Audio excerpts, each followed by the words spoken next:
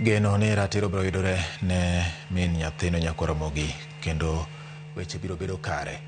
Kosure ni kwan jogo ma osewito ngimagi higa ni thoth ka ipimo koda higa mokalo kaluwore kod masiche mag apaya ma en nonro ma sirikal ochiwo ka medo manyo riekni ma ka omakore kod riwruoge mamoko e duoko piny masiche mag apaya e kinde nyasi mag Christmas. Ewi mano riwruok mar Northwise Music Hub oriwore gi oganda mamoko e jiwo jopiny mondo onya arita makare apeyni e kindegi. Riwruoge nigi ler mar wachno. Ne en odiechieng' wende kod miel.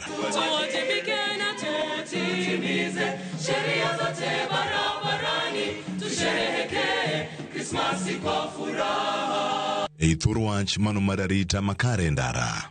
Ma en chenro mane obagi mondo miyo jiw jo Kenya mondo mi gibed gi arita makare e ndara e kindeni ma waikore ne nyasi mar Christmas. Honestly, when it comes to issues on the roads, we are at a crossroad. Why? Because it's coming to us in terms of many accidents. It's coming to us as deaths. As we speak right now, we're just looking at our data with my colleague here. January to now, we have lost 4,300 people. Can you imagine? Those are lives lost. You'll never come back again. And just because of things we can avoid on these roads. Dulmochung ni arita ya apaya NTSA yango ni kwan ji ma osewito ngimagi e ndara higani ni malo ahinya kipimo kod higa mokalo. That really the best gift you can give to your family is for you to arrive alive home.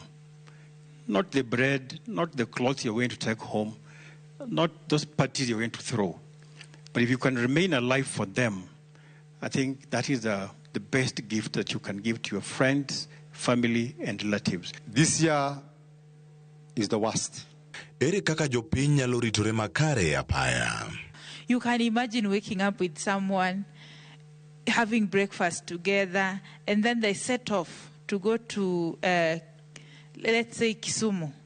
And then a few hours later, this person can't be together with you again just because of a mistake that maybe happened on the road, which could have been avoided. Ote maduong' en ni arita ya apaya en mar ji te. When you ask people to put on their safety belts, they ask you, wako leo?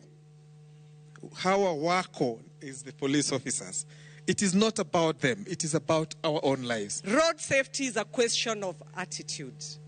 Accidents don't happen. They are actually caused by somebody. Wuoth ochomo oganda mathoth.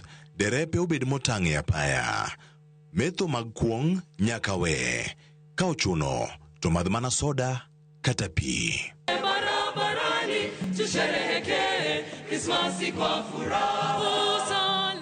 Riwruoge, Ramogi TV, Nairobi.